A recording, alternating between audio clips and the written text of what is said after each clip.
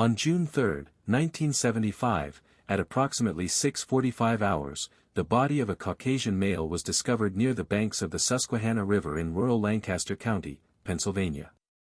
The victim, later identified via dental records as Warren Thomas Bell, aged 38, had been missing for 4 days. Bell was found partially submerged, bound at the wrists with electrical wire, and showing signs of asphyxiation. Livor mortis patterns suggested the body had been moved post-mortem. An autopsy conducted by Dr. Harold McIntyre confirmed the cause of death as ligature strangulation, complicated by blunt trauma to the occipital lobe. No wallet or identification was recovered from the scene. Background checks revealed Bell had 2 prior arrests, 1970 and 1973, for assaulting his spouse. His ex-wife, interviewed following discovery, stated he was a bitter, violent drunk who blamed women for everything. There were no immediate suspects.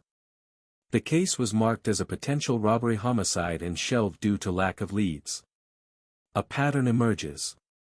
13 weeks later, on September 12, 1975, a near-identical case was recorded in Allegheny County, Pennsylvania.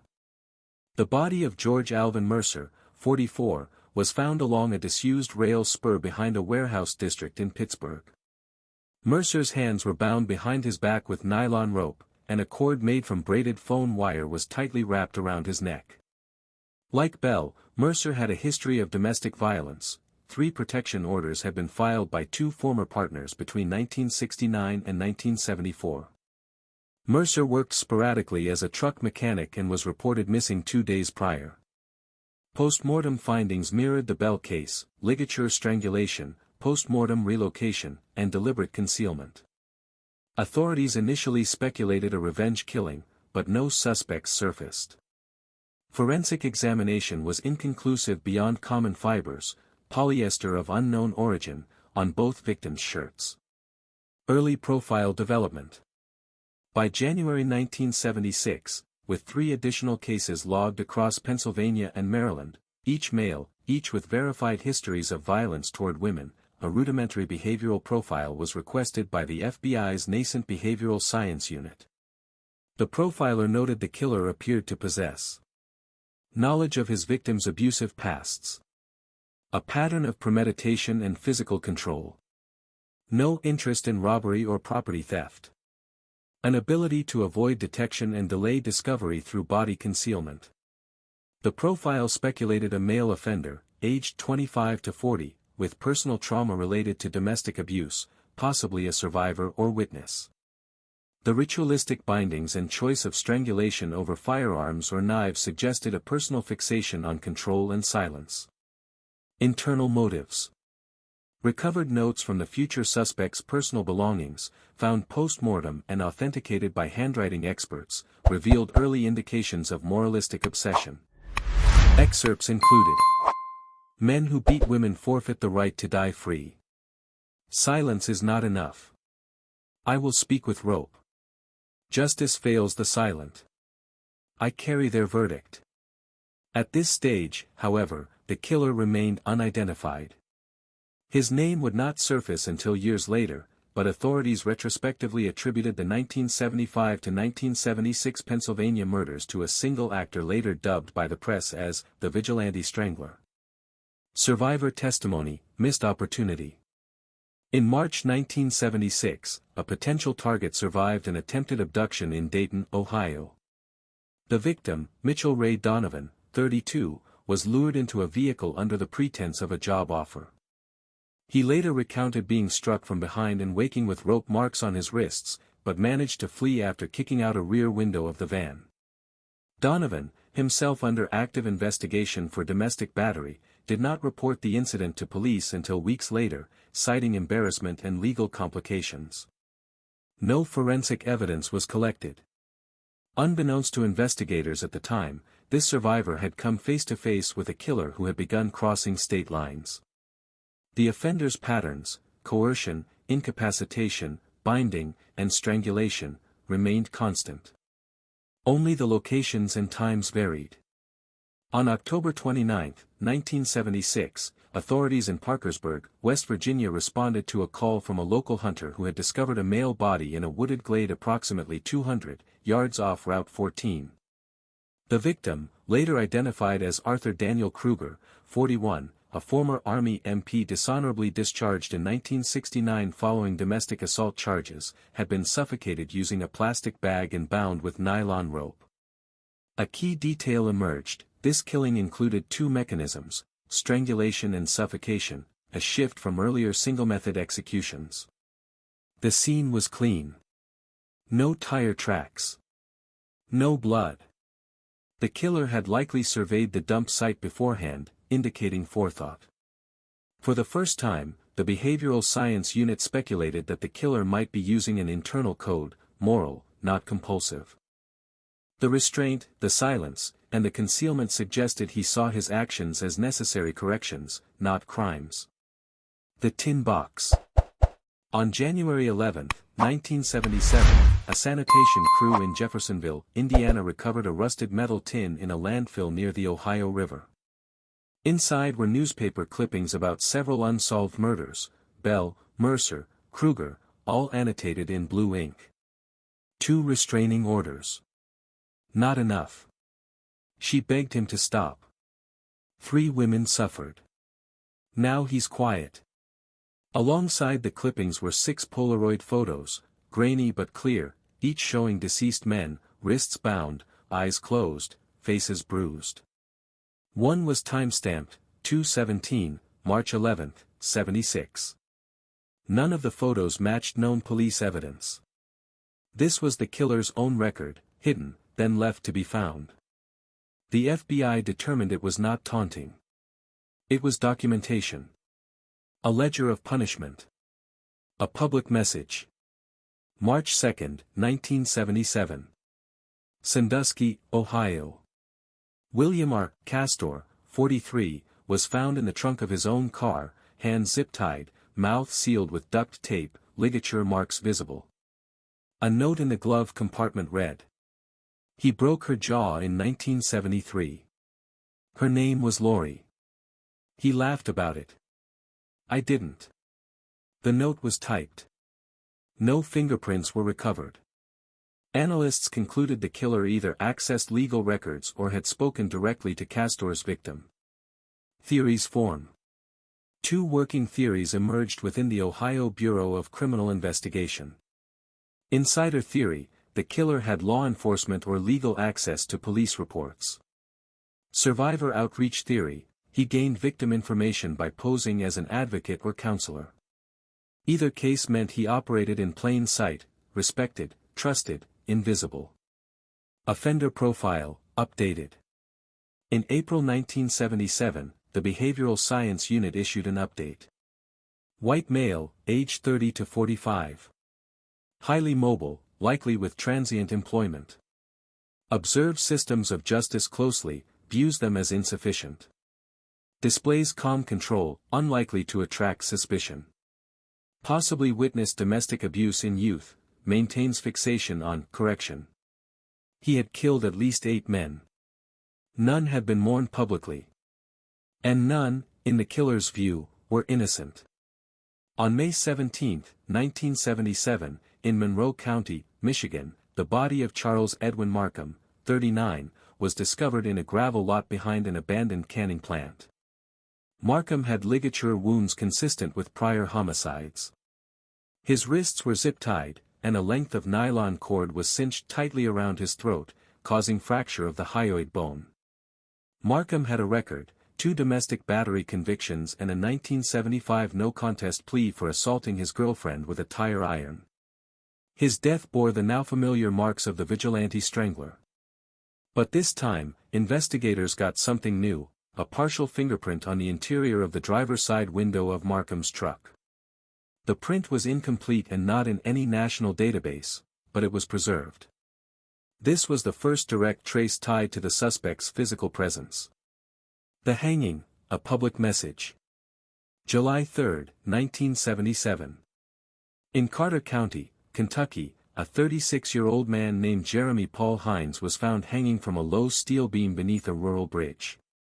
A nylon ligature had been used, tied in a reverse figure-8 knot. Forensic review showed Hines had been strangled before suspension. The hanging was symbolic. Hines had been released from prison 2 months prior after serving 6 years for multiple domestic violence convictions. Written across his shirt in black permanent marker were the words, "She asked for help."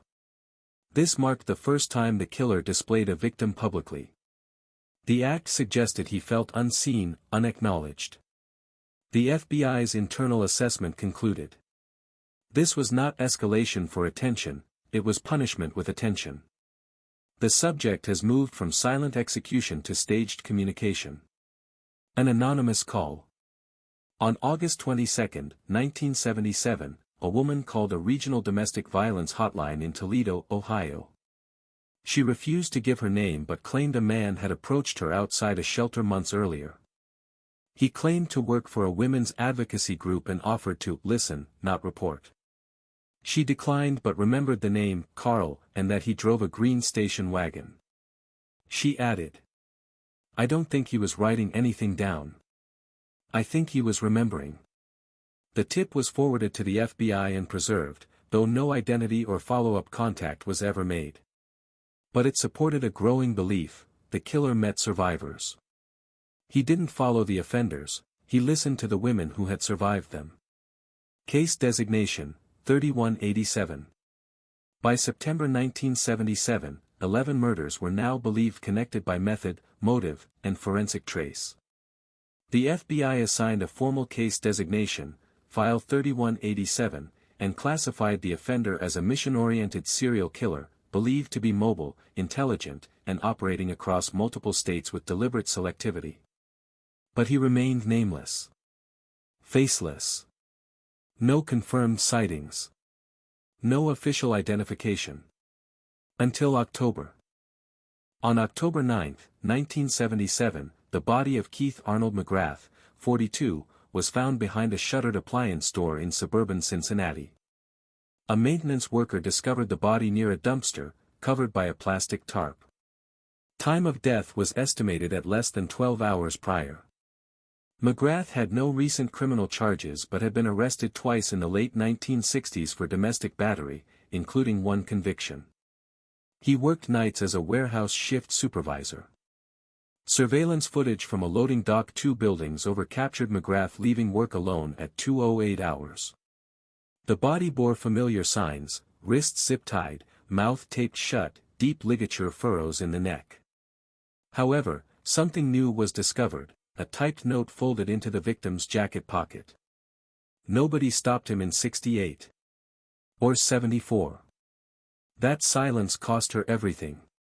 I am not silent. No signature. No fingerprint. The same nylon cord, the same method, and now, a narrative thread that referred to specific years. Records confirmed that McGrath's prior charges aligned with those exact dates. Trace evidence, a crucial link. Forensic techs recovered 2 key pieces of evidence from McGrath's body and clothing. A single brown wool fiber, embedded in the tape adhesive, traced to a Halpern Clothing Company overcoat, 1975-77 production line. A smudge of printer's ink on the edge of the typed note, rare outside printing or mail processing facilities. Combined, these narrowed the suspect's likely occupation. The FBI task force focused on print shop workers, mail sorters, and mobile document handling employees, anyone who would wear older clothing and regularly handle ink and paper. Match to a print. Backlogged prints from the Markham vehicle, May 1977, were reanalyzed with new imaging equipment. A partial latent print recovered from inside the roll of duct tape used on McGrath matched the Monroe County fragment. Though no ID match was found, this was confirmation that both murders were committed by the same individual. Mobility pattern emerges. Analysts traced the murder locations across 6 states. Every site was within 20 miles of major trucking corridors, rail access points, or postal distribution hubs. The killer's job was likely mobile.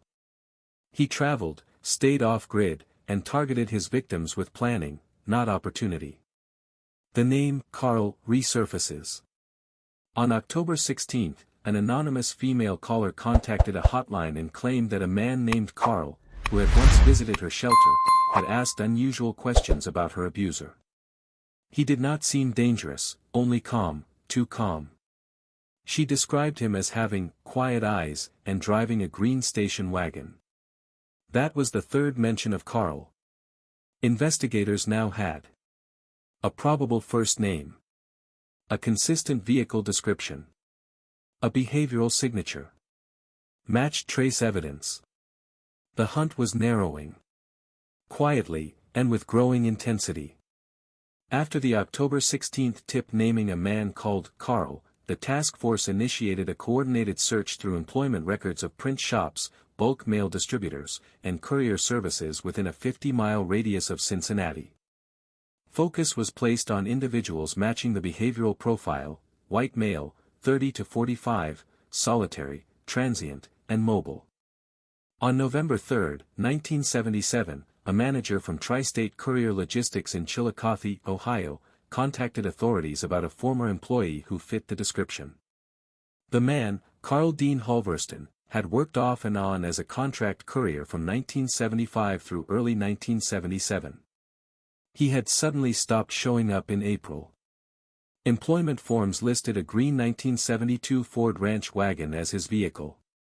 This matched a prior witness description from a Toledo domestic violence shelter. His last listed address was a rented room above an old hardware store in Ross County. Surveillance and property search. On November 7, agents visited the Ross County property.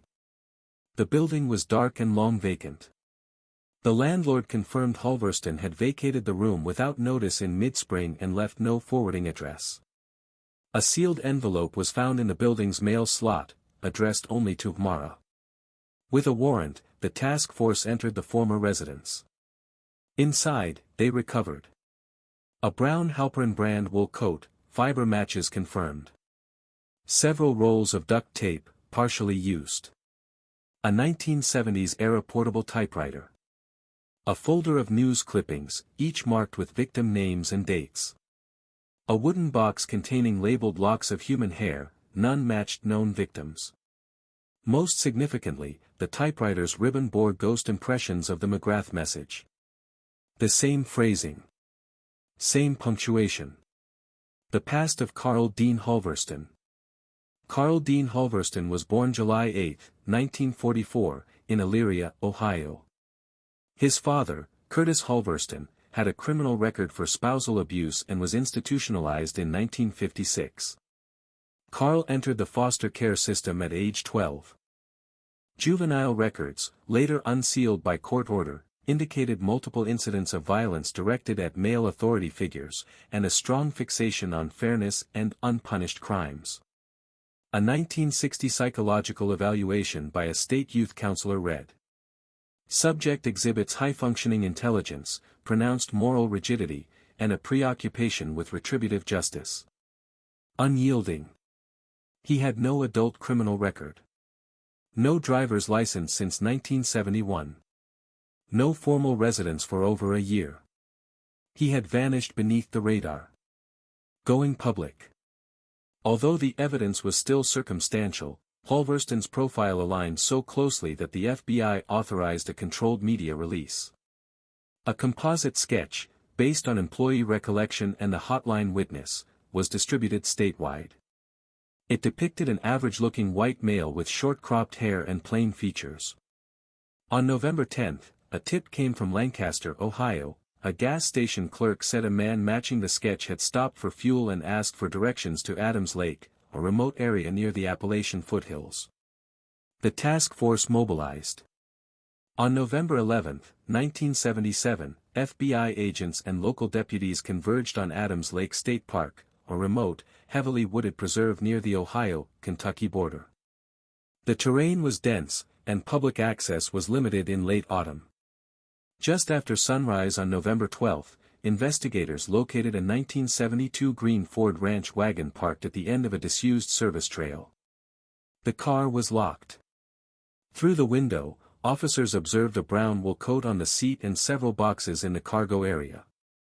A warrant was obtained and executed on site. Vehicle contents.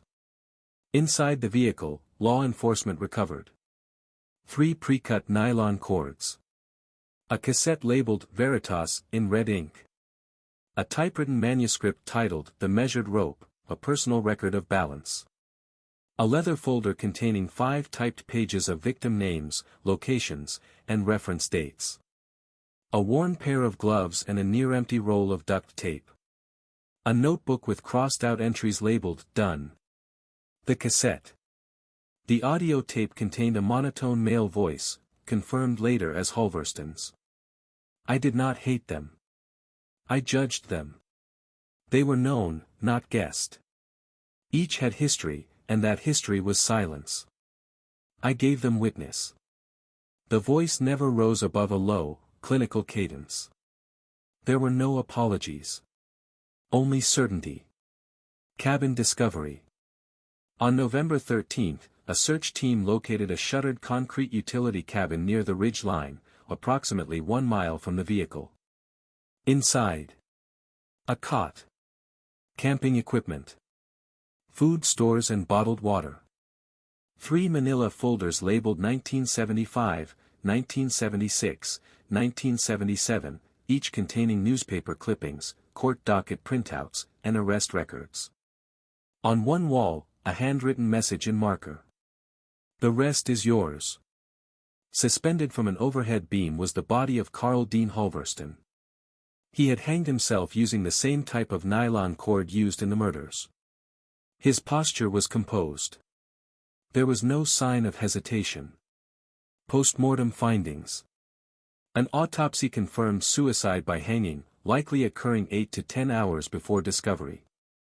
A reverse figure 8 knot had been used, the same knot found on prior victims. Fingerprint and handwriting analysis confirmed Halverston's link to the typed notes. The cassette. The typewriter used for messages. Fibers and prints at 2 confirmed scenes. With these findings, FBI Case File 3187 was classified as closed, subject deceased. Final entry. Carl Halverston was buried in an unmarked state grave in Franklin County. No next of kin claimed the body. His possessions were impounded under sealed evidence status. No public funeral was held. In early 1978, 2 women, identified in sealed case documentation only as Mara and LR, contacted law enforcement through victim advocacy intermediaries. Each reported a similar encounter. A man named Carl, calm and soft-spoken, approached them outside shelters or support groups in 1976 and 1977. He asked about their experiences, not with sensational interest, but with solemnity. He never asked for contact information.